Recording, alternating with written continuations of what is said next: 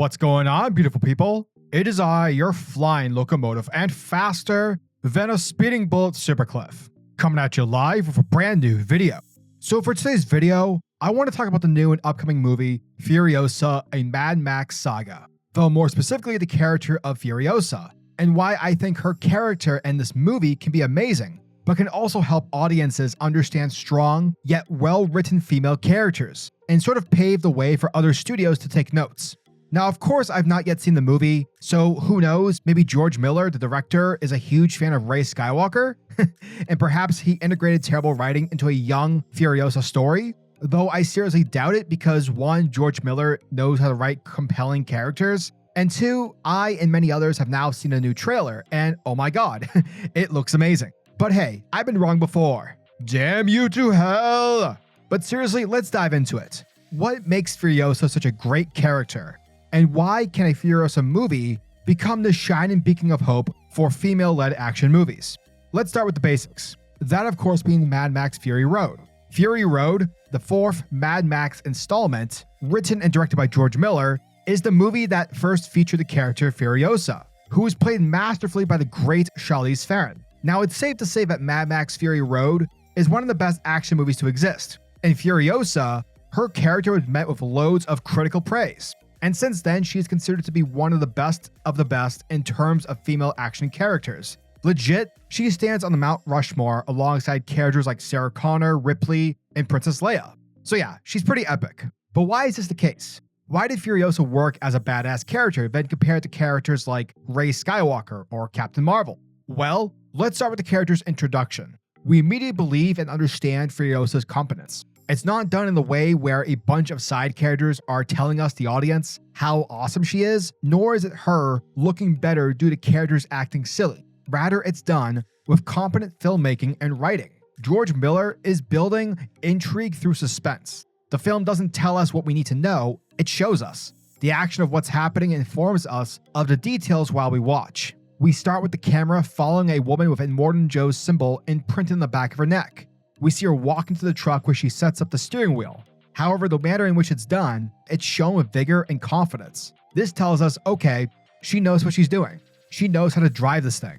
From there, we get context. We learn that this woman is named Furiosa, Joe's finest warrior, and she is being sent on a glorious mission to take the war rig for a supply run over the gas town. Following their departure, the war rig is making way towards gas town, which is being highlighted with a flashing light. However, instead of going straight, she veers left, diverting off course. From there, we the audience know something is off. Once her war boy checks in to make sure that everything is okay, she then answers him as if, she's Bill Belichick, using only 3 words. We're heading east. And in response, the war boy is like, alright, cool. Despite the fact that Furiosa has no intention of heading to Gastown, despite the obvious, the war boys trust her. They trust her because she's Furiosa, and you don't fuck with Furiosa. Therefore, once the action starts and Furiosa is shown kicking ass and taking names and doing all this amazing stuff, we believe it. We believe because we understand her skills and her capabilities. We understand Furiosa's competence. Let's look at Captain Marvel. By the way, the other night I was watching Captain Marvel in order to help me, make this video. God, the sacrifices I make for you people. In terms of competence, the movie does virtually nothing to help us understand Carol Danvers' powers or skills. Instead, what she is someone who is always wanting to prove herself. Someone who rushes into battle based on impulse. She's hot-headed. Why? Fuck if I know. The movie doesn't tell us why she's like this. She doesn't remember. We see her character is part of an elite Kree squad.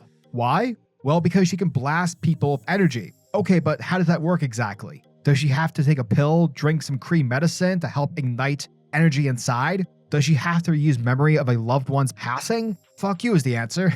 It doesn't matter. Shut up. Watch the movie.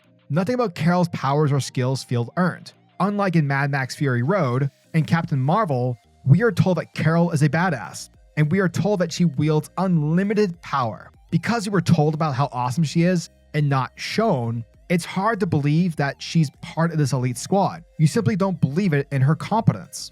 In terms of Rey Skywalker, okay, she's a scrapper. That's her skill set.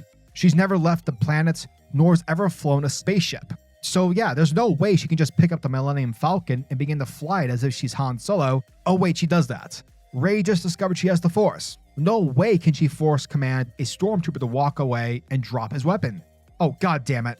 When you don't establish the skills or the capabilities of said character, if you use convenience as a power source, you're not going to achieve a sense of belief nor care for that character. You're not going to believe in their competence. Aside from understanding a character's competence, what's also important is understanding a character's goal. In Mad Max Fury Road, Furiosa's goal is to save Immortan Joe's wives and to return to the Green Place, aka her childhood home. Given the movie did an excellent job in setting up how much of a piece of shit Immortan Joe is, we understand why Furiosa would want to help rescue the wives.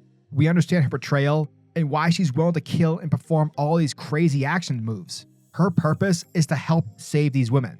In Captain Marvel, why is Carol so intent on wanting the fights? Well, I guess because it looks cool. Again, we have no idea. The movie never tells us. What is Rey's goal? Wait for her parents to return to Jakku? Why? From the way it sounds, it seems as if, she has shitty parents. Rey and Carol's motivations are flat. There's no solid substance to what they want. It's not clear or concise. It's extremely broad. In the movie Aliens, why does Ripley want to destroy the xenomorphs? Well, it's because we have witnessed firsthand through Ripley's experience during the first Alien movie the horror that these monsters can bring. We know of their capabilities, thus the danger they possess. Why does Nebula want to prove herself? Why is she so hell-bent on, challenging her sister? Well, she wants to impress Thanos. She wants to be seen and feel loved by her father. Overall, female characters are 1000% not the reason a movie tanks or doesn't do well. Whether it be a man or whatever, what matters is good writing. Allow your audience to understand the character's competence, their skills and capabilities, and why said character is doing what it is they're doing. Simply write a well-balanced character. We care about Furiosa because we understand her. She wants to free the wives. She wants to help them so that they can have a better life. Her character's actions inspire Max to trust and to team up in order to survive. Not to mention that throughout Fury Road, we see her lose. Remember, Furiosa, she isn't this, perfect war specimen. Yes, she's capable and is both a great fighter and a badass driver. But at the end of the day, she's human, which in turn makes her relatable.